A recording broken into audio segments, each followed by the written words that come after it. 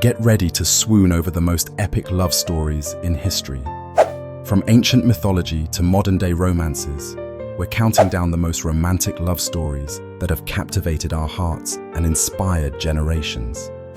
From star-crossed lovers to forbidden passions, these tales of true love will leave you feeling all the feels.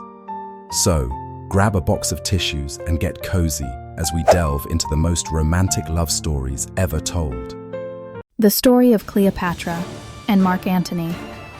Set against the backdrop of the Roman Empire and ancient Egypt, the story of Cleopatra and Mark Antony is a powerful mix of love, politics, and betrayal. Cleopatra VII, the last active pharaoh of Egypt, was known for her intelligence, charisma, and beauty. After the assassination of Julius Caesar, with whom Cleopatra had a famous affair and a son, Egypt found itself entangled in Roman politics.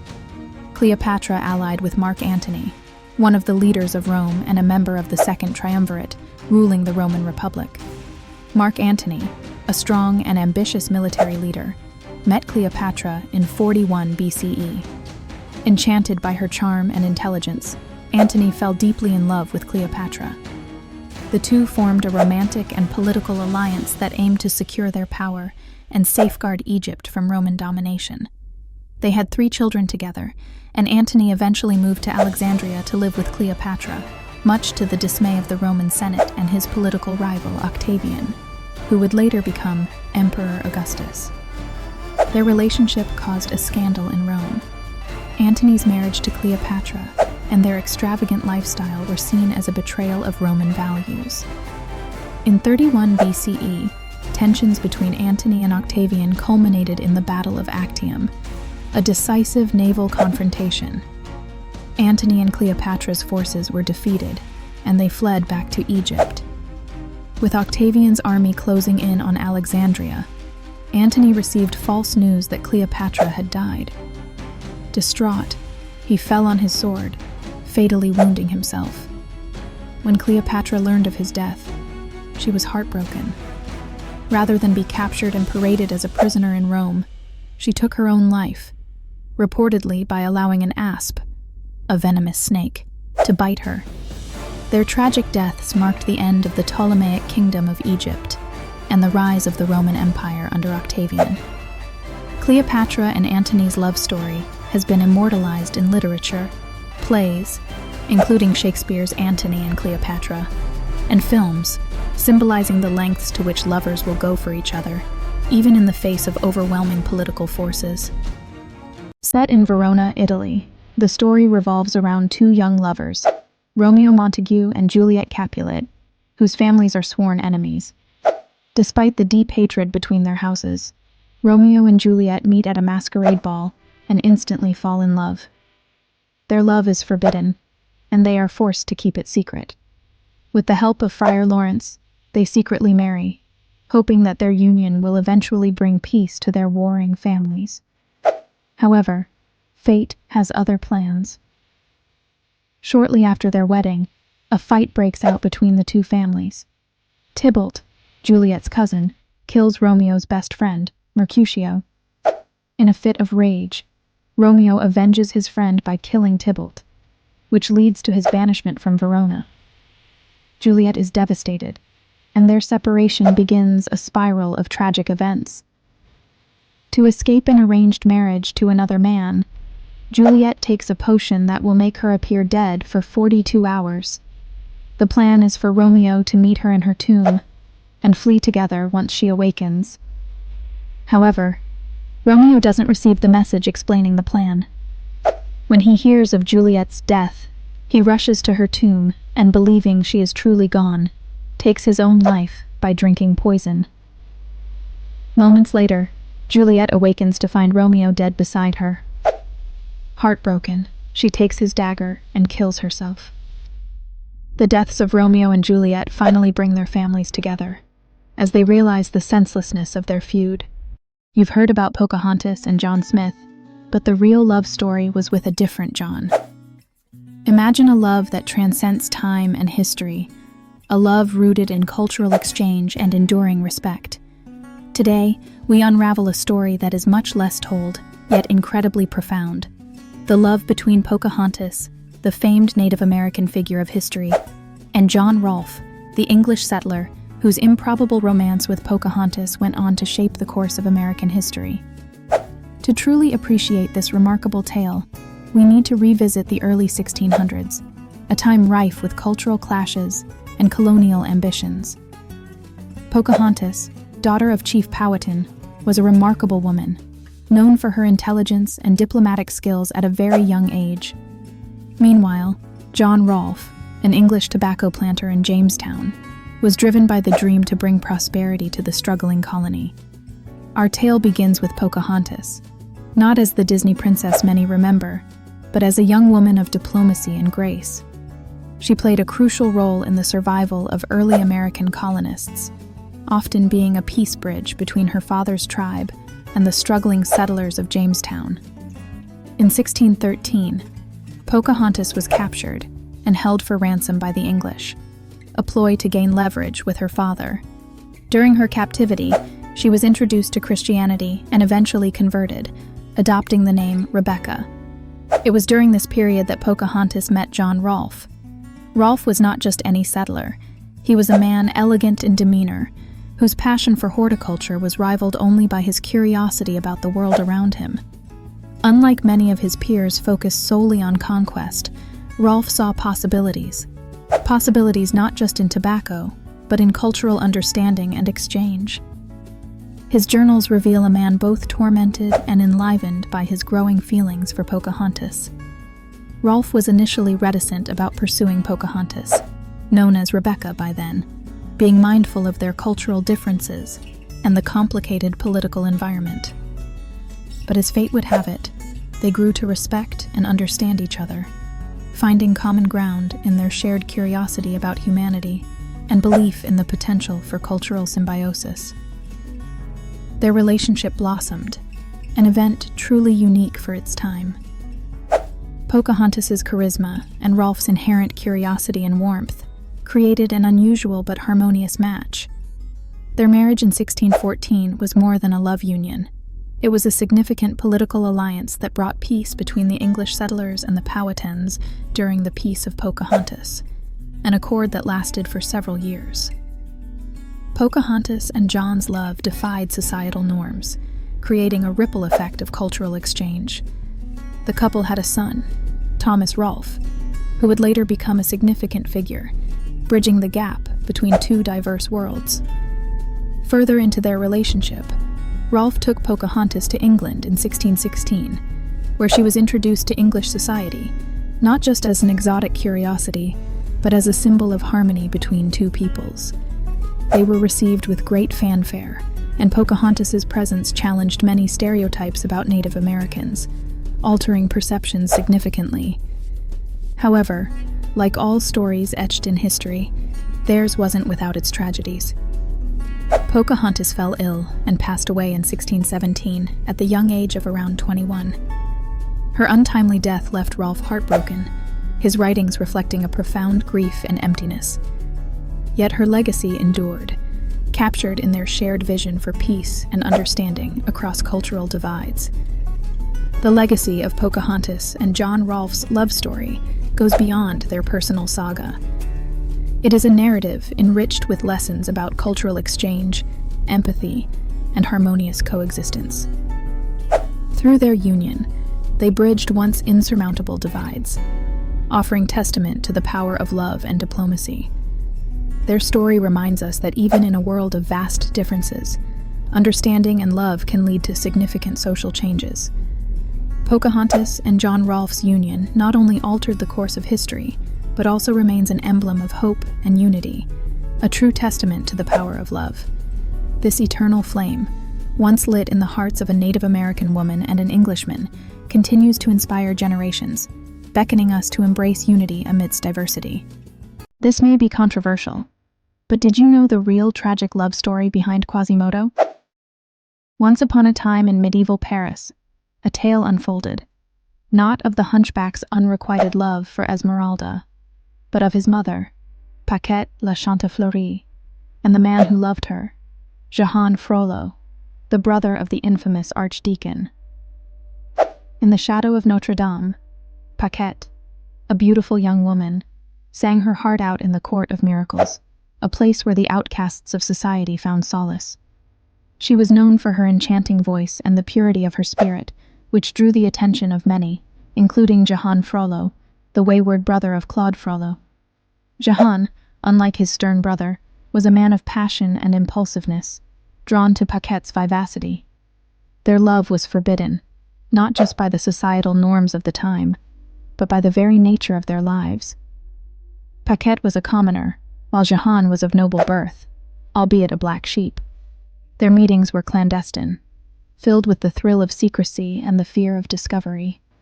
They would meet under the cover of night, where the moonlit gargoyles of Notre Dame seemed to watch over them, silent witnesses to their forbidden love. The conflict arose when Paquette bore a child, Quasimodo, who was born deformed. Fearing for her child's safety, she sought refuge in the cathedral, leaving her son in the care of the archdeacon, Claude Frollo.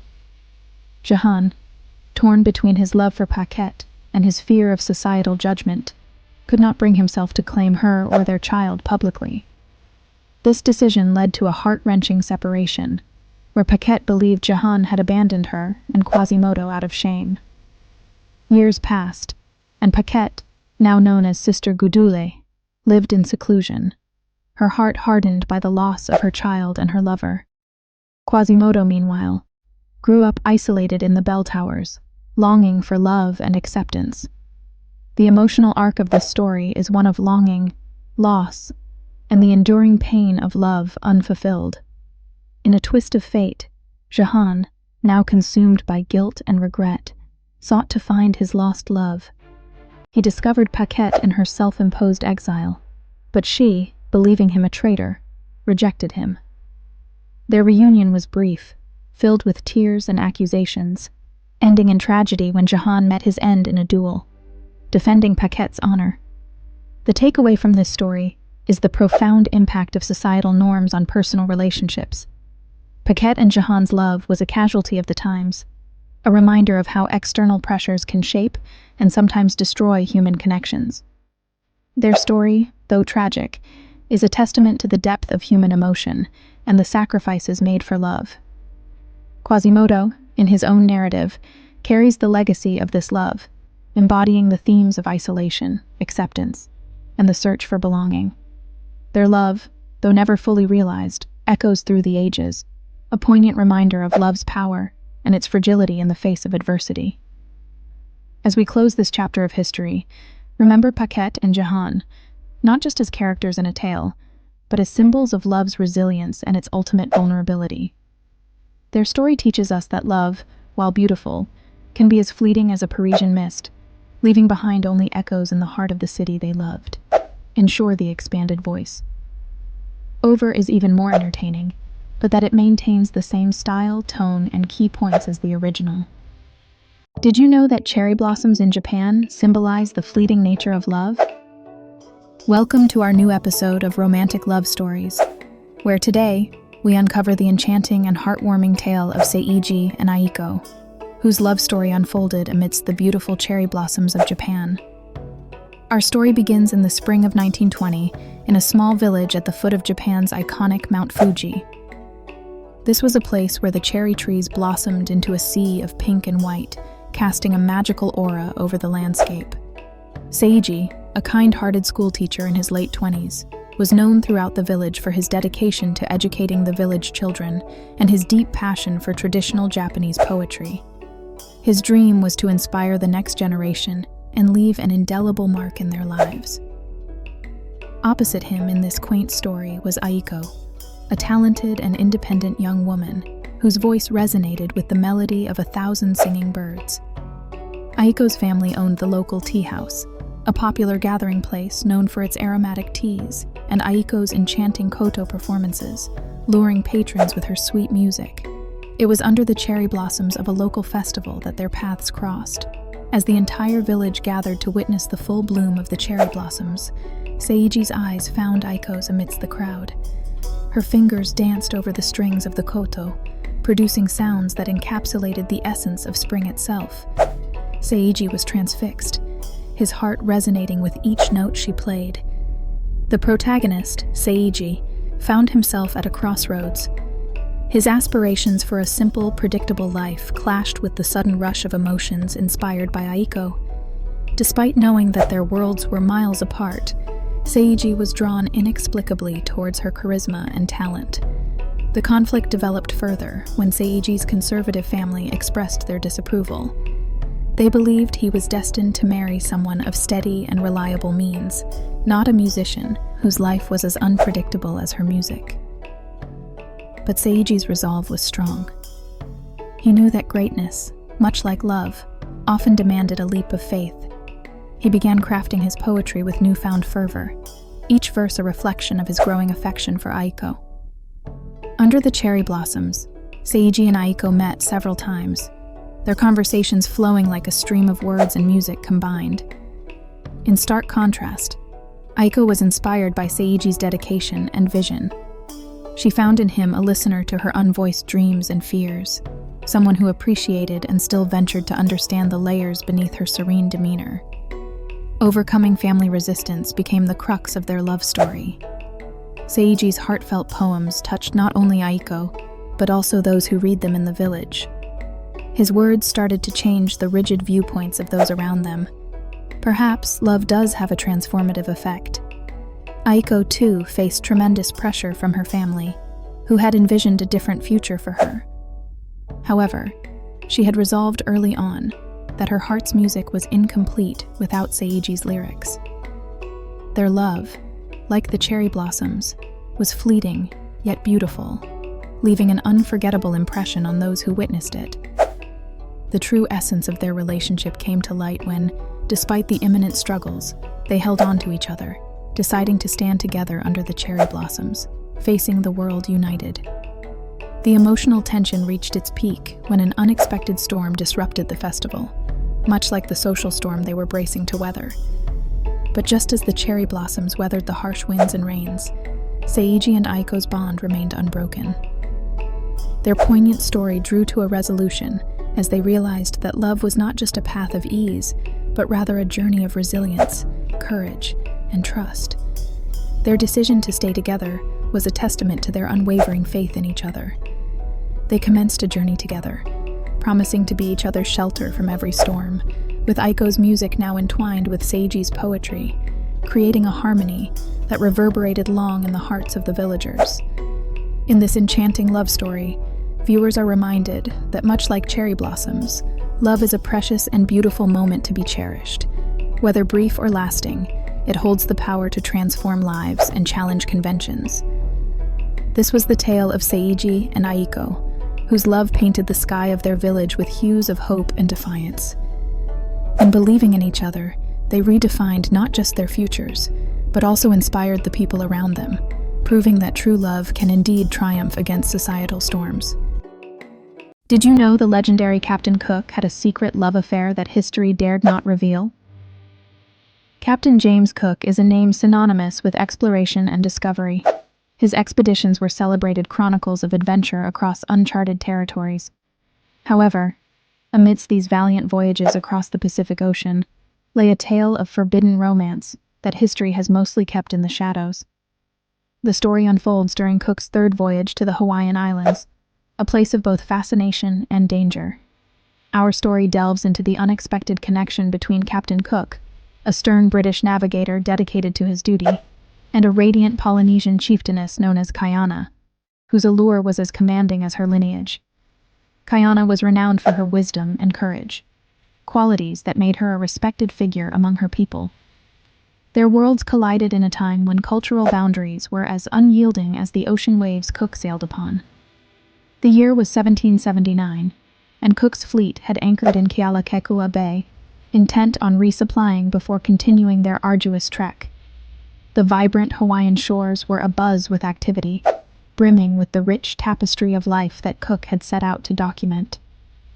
The locals saw the arrival of these imposing ships as a celestial prophecy.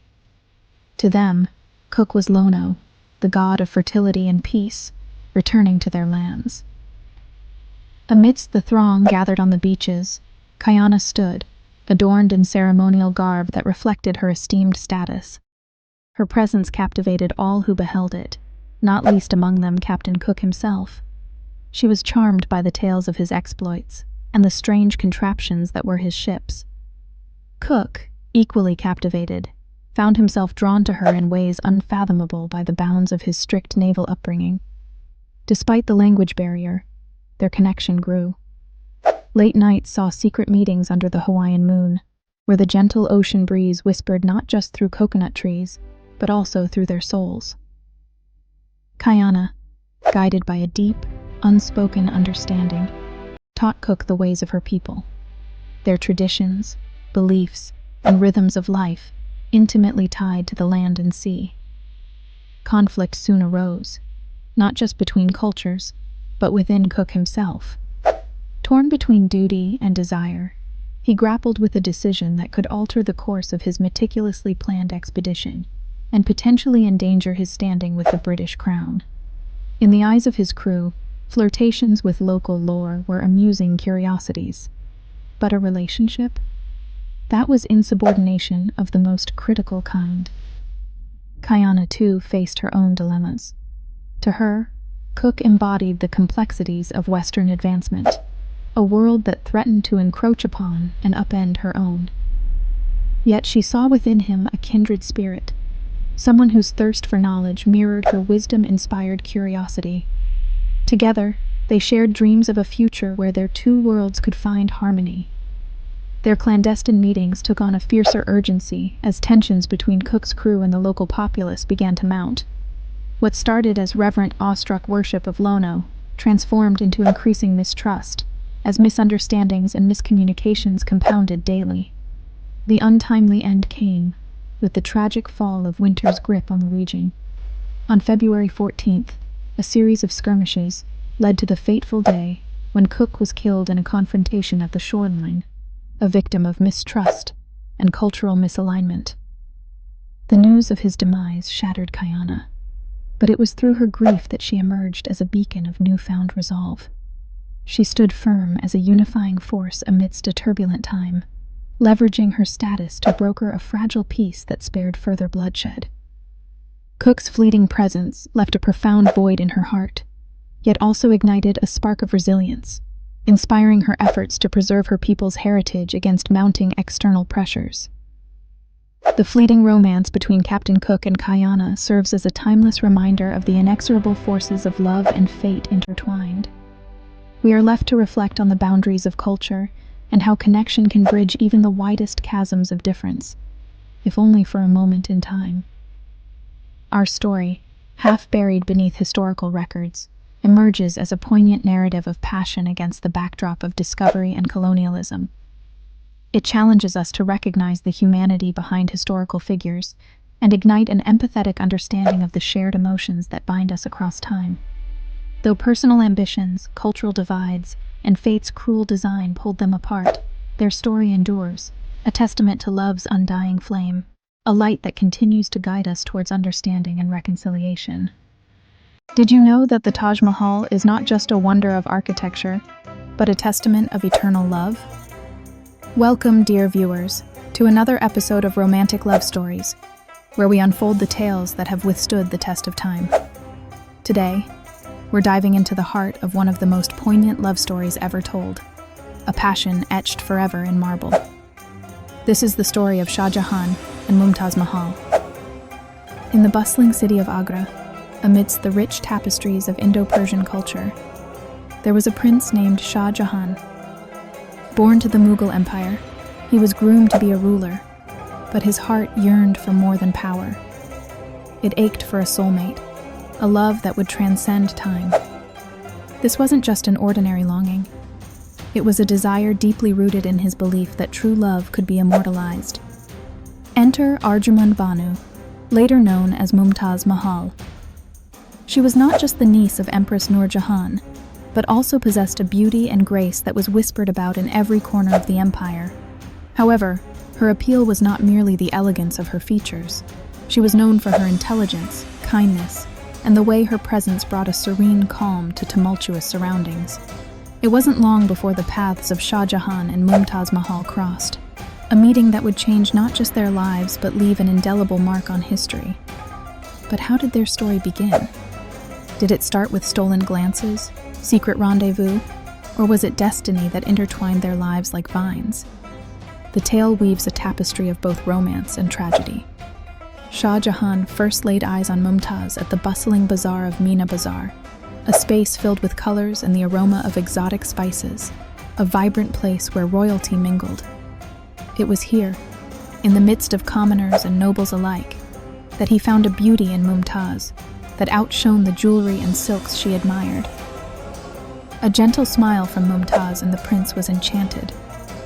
Their bond grew strong, nurtured by shared dreams and whispered promises under the moonlit skies. Despite the grandeur and power surrounding them, their love was simple, yet profound. Shah Jahan, known for his keen strategic mind, found solace and strength in the calm intelligence of Mumtaz. She, in turn, saw in him not just a future king, but a partner, someone who believed in the sanctity of their unity. This love, however, was met with obstacles. The political intrigue within the Mughal court was relentless. Alliances needed to be strategically crafted, treaties signed, but neither political nor familial duty could sever the deep connection they shared.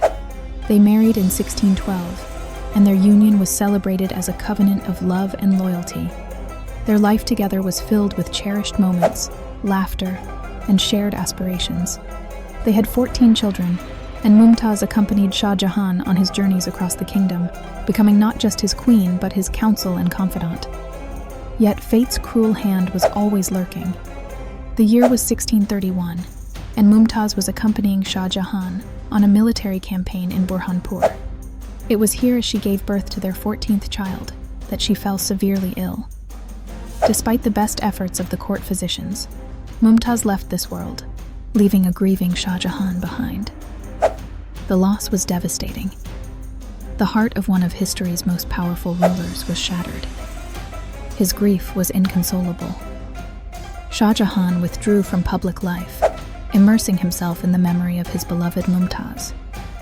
But it was here, in this abyss of sorrow, that he found a resolve, a vision, a legacy that would keep Mumtaz's memory alive for generations. And thus, the idea of the Taj Mahal was born, an architectural marvel, a monument of love like none other. Constructed from white marble, the Taj Mahal is not just a symbol of India's heritage, but a testament to a love that knew no bounds. The grandeur and beauty of the Taj reflect not only the Mughal architectural prowess, but the purity of Shah Jahan's love.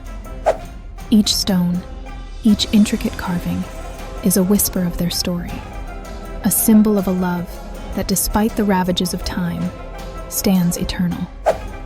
It is said that Shah Jahan would often gaze upon the Taj from the Agra fort, his last years spent reminiscing his time with Mumtaz. Their love story is a poignant reminder of how genuine affection and dedication can transcend even death. As the Taj Mahal stands as a beacon of love, it tells us one thing: true love, when nurtured and cherished, becomes immortal. So, dear viewer, next time you see an image of the Taj Mahal, remember it as more than an architectural wonder. See it as a love letter from Shah Jahan to Mumtaz, carved in stone and immortalized forever. Join us for our next episode as we continue to explore timeless love stories that have shaped history. Until then, let love be a guiding light in your life. Thank you for watching this episode of Romantic Love Stories. Here's a story of love that defies time and convention. In the heart of Victorian England, a love story unfolds that would change literature forever. Elizabeth Barrett, a celebrated poet, lived a life of confinement, her health frail and her spirit yearning for freedom. Robert Browning, an ambitious poet, became enamored with her work and sought her out, beginning a correspondence that would blossom into a profound love. Their letters, over 500 in total, captured the essence of their emotions, their struggles, and their desires. The conflict? Society's expectations, Elizabeth's oppressive father, and her own health. Their love was a rebellion against the norms of their time. Robert's letters to Elizabeth were filled with passion, wit, and encouragement, urging her to break free from her gilded cage. Elizabeth, in her replies, expressed her fears, her love, and her poetry, which became increasingly bold and personal. Their story reached a crescendo when they eloped to Italy, defying her father's wishes. Their letters didn't stop. They continued to write, now with the joy of shared lives, the trials of living abroad, and the creation of their son, Pen. Their relationship was not just about romance, but also about mutual growth, literary inspiration, and the defiance of societal constraints. The resolution came not in a typical happily ever after, but in their enduring legacy. Elizabeth's health improved, and her poetry flourished under Robert's influence. Their love letters are a testament to what love can achieve against all odds. This story teaches us that love, when true, can transform lives, inspire art, and challenge conventions. Their love was not just a fleeting romance, but a lifelong partnership that transcended time. So, next time you think about love, remember Elizabeth and Robert, whose love story was not just about passion, but about the profound impact of two souls united in purpose and affection. I can't believe what I just discovered. Napoleon Bonaparte, the man who conquered Europe, had a secret love story that's just as captivating as his military campaigns. In the heart of France, amidst the turmoil of revolution and the rise of an empire, a different kind of battle was being fought, one for love. Napoleon Bonaparte, a name synonymous with military genius, ambition, and power, rose from humble beginnings to become the Emperor of France. But his heart, much like his empire, was not easily conquered. Enter Josephine de Beauharnais, a woman of charm, wit, and an intriguing past, who would become the love of his life. Theirs was not a love at first sight.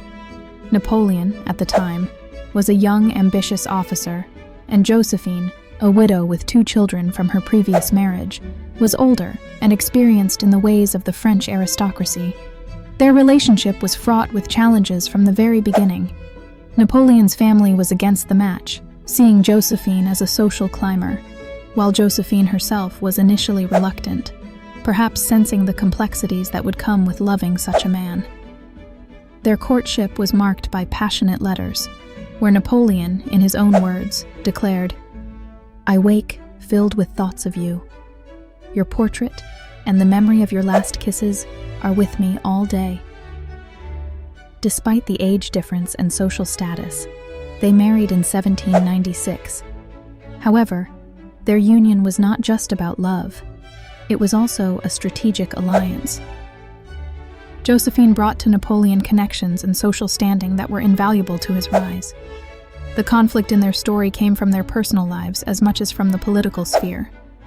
Napoleon's military campaigns often left him away from Josephine, and rumors of her infidelity during these times reached him. His letters, once filled with adoration, began to show signs of jealousy and distrust. "I am not jealous," he wrote, "but I am very attentive." This tension reached a peak when, after years of trying, they failed to produce an heir, leading Napoleon to seek an annulment in 1809, though his love for her never truly waned. Yet, their love story did not end with their separation. Josephine remained a significant figure in Napoleon's life, even after his remarriage. When he returned from exile, one of his first visits was to her, and he was by her side when she passed away in 1814. Their bond, despite its complexities, was one of true affection, as evidenced by his words at her deathbed. "The only woman I ever loved. The only woman who ever loved me for myself alone." The emotional arc of their relationship is a testament to the power of love against all odds. Their story teaches us that even in the midst of power struggles, military campaigns, and political intrigue, the human heart seeks connection, understanding, and love. Napoleon's drive for power was matched only by his deep, albeit tumultuous, love for Josephine. The takeaway from this tale is profound. Love, in its truest form, often defies logic, expectation, and societal norms. It shows us that behind every great leader there is often a personal story that shapes their legacy in ways history books might overlook. Napoleon and Josephine's love was a secret battle, fought with letters, tears, and silent understanding, a battle where both won and lost in equal measure. You will look at love differently by the end of this video. Imagine a world where love transcends time and space, where two souls, despite all odds, find their way back to each other. This is not just a story. It's an exploration of the heart's deepest desires and the soul's eternal quest for connection. Let's dive into the Symphony of Souls. In a quaint village nestled between the mountains, there lived a young musician named Liam. His life was music. His soul poured into every note. Yet, something was missing. A void that his music couldn't fill. Enter Clara, a painter whose art captured the essence of life itself. Their paths crossed one autumn afternoon when Liam's violin serenaded the village and Clara's brush danced with the colors of the falling leaves. Their love was immediate, a spark that ignited a fire. But fate had other plans. Clara was to marry another, a match arranged by her family for social standing. Liam, heartbroken, poured his sorrow into his music, creating symphonies that echoed the pain of unrequited love. Years passed, their lives diverged, but their souls remained intertwined, searching for each other across lifetimes. Liam, now an old man, sat at the park, his violin case open for the last time. A young woman, drawn by the music, approached. She was an artist, her eyes reflecting the same passion Clara once had. As she listened, she felt a connection, an inexplicable pull towards the old musician. They spoke, and in their conversation, they discovered they had lived parallel lives, echoing each other's pain and longing. Through flashbacks, we see the lives of Liam and Clara, their moments of joy, sorrow, and the eternal search for each other. In one life, they were lovers in ancient Greece. In another, star-crossed in the Renaissance, always missing each other by a breath, a moment too late. The emotional arc of their story builds tension, as each lifetime they come closer, but never quite reach their reunion. In the present, the young woman, whose name was revealed to be Anna, realized that she was Clara reborn, her soul finally recognizing Liam's after lifetimes apart. They embraced, the music swelling to a crescendo, the tension breaking into a resolution of love's eternal quest. The takeaway? Love, like music, resonates across time, finding its way back to its origin, its melody never truly lost. As the video concludes, we see Liam and Anna walking away, hand in hand, the camera panning to the sky where the stars form musical notes, a visual metaphor for the symphony of their souls. Love, in its purest form, is timeless, transcending the boundaries of life and death. Remember, love is not just a feeling, it's a journey, an eternal symphony of souls seeking their counterpart. Keep your heart open, for in the symphony of life, your soulmate might be playing a melody just for you. Doomed love and forbidden desires. The story of Tristan and Isolde will change everything you thought you knew about romance. In a time of knights, castles, and mystical legends, the tale of Tristan and Isolde stands out as one of the greatest romances ever told. It's a story that has forever captured the imaginations of people across the world. Set against a backdrop of medieval kingdoms and intricate loyalties, their love was both a beautiful and tragic force, powerful enough to transcend time itself. Tristan, a skilled knight and the loyal nephew of King Mark of Cornwall, found himself entangled in a love affair with Isolde, the beautiful Irish princess destined to marry King Mark. Their story became an enduring symbol of love, betrayal, and destiny, explored through countless songs, operas, and films. The narrative begins in Cornwall, where Tristan has grown into a brave and noble knight under the watchful eye of his uncle, King Mark. Tasked with the duty of fetching Isolde from Ireland, with whom the king was betrothed, Tristan sets off on an adventure that would alter the course of their lives forever. While on the dangerous journey across turbulent seas, a mysterious fog envelops the ship, leading the small crew into perilous waters rich with the legends of mystical sea creatures. As the fog begins to clear, Tristan and Isolde find themselves ensnared in a moment of raw, unguarded emotion. It is during this voyage that their fateful love begins to bloom. Bound together through close quarters and shared perils, a spark ignites between Tristan and Isolde. Unbeknownst to them, the love potion intended for Isolde and King Mark has been mistakenly consumed by the pair, further deepening their insatiable and illicit love. When they arrive in Cornwall, Isolde's heart is heavy with the burden of duty and love. She is wed to King Mark, but the spells of the love potion cannot be unraveled.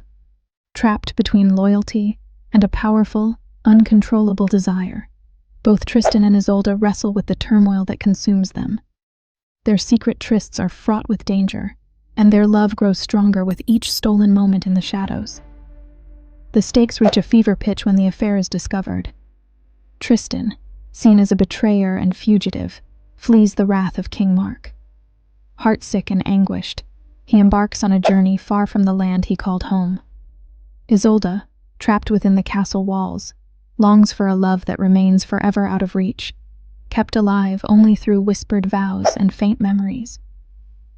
In a cruel twist of fate, Tristan is gravely wounded in battle, and his thoughts turn to Isolde as he lays on his deathbed. Desperate to see her one last time, he sends a message across dangerous lands. Isolde hurries to his side, a race against time and the forces that continued to keep them apart. Alas, it is too late, and she arrives to find Tristan already gone from this world.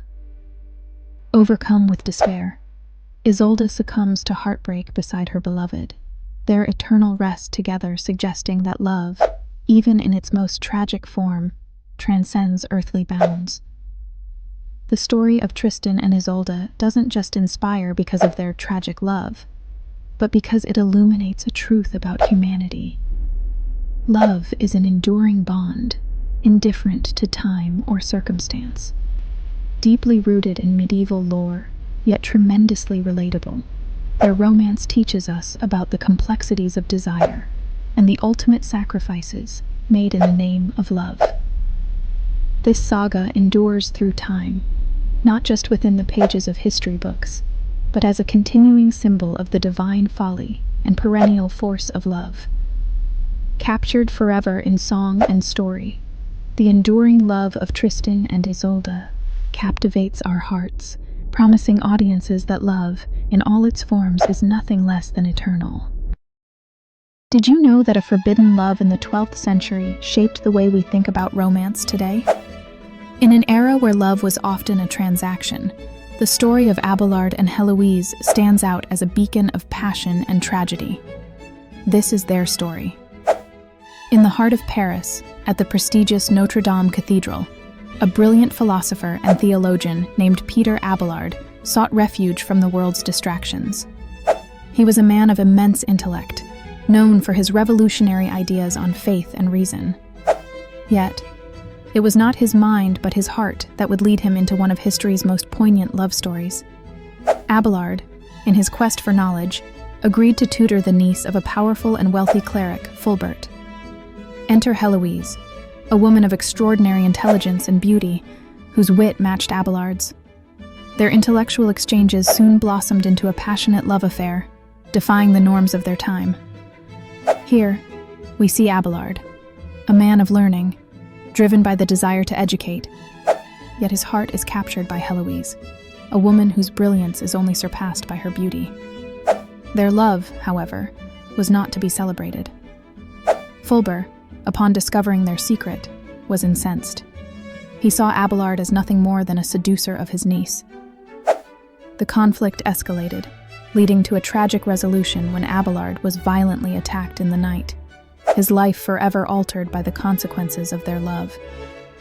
The aftermath was devastating.